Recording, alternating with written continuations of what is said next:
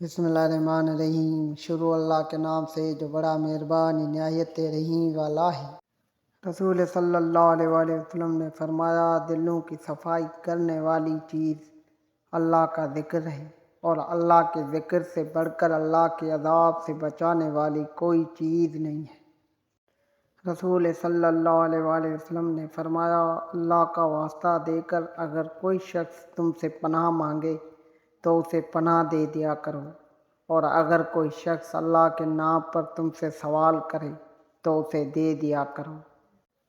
رسول صلی اللہ علیہ وآلہ وسلم نے فرمایا، اپنے باپ دادوں کی قسم نہ کھایا کرو، اگر کسی کو قسم کھانی ہے تو اللہ کے نام کی قسم کھائیے، ورنہ چپ رہے۔ رسول صلی اللہ علیہ وآلہ وسلم نے فرمایا، تمہارا رب اپنے بندے کو اس بات سے خوش ہوتا ہے جب وہ کہتا ہے کہ اے اللہ میرے گناہ بخش دے، کیونکہ تیرے سوا کوئی اور ذات نہیں جو گناہوں کو معاف کر سکے۔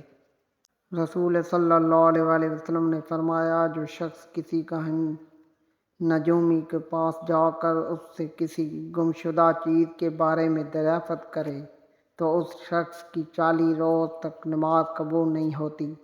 رسول صلی اللہ علیہ وآلہ وسلم نے فرمایا، جو بھی عورت خوشبو لگا کر لوگوں کے پاس سے گزرتی ہے تاکہ وہ اس کی خوشبو سونگے اور متوجہ ہو تو وہ زانی ہے۔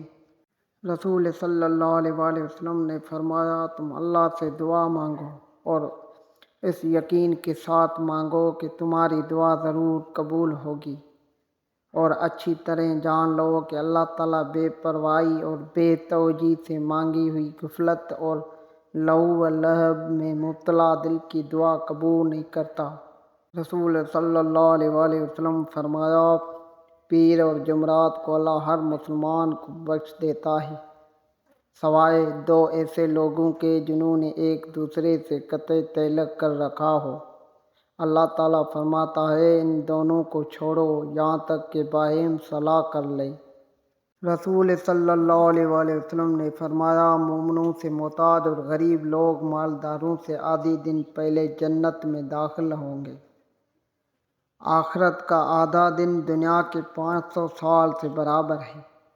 رسول صلی اللہ علیہ وآلہ وسلم نے فرمایا، وہ شخص جھوٹا نہیں ہے جو لوگوں کے درمیان صلاح کرائے اور وہ خود ایک طرف سے دوسرے کے بارے میں اچھی بات کہیں یا اچھی بات بڑھا کر بیان کریں۔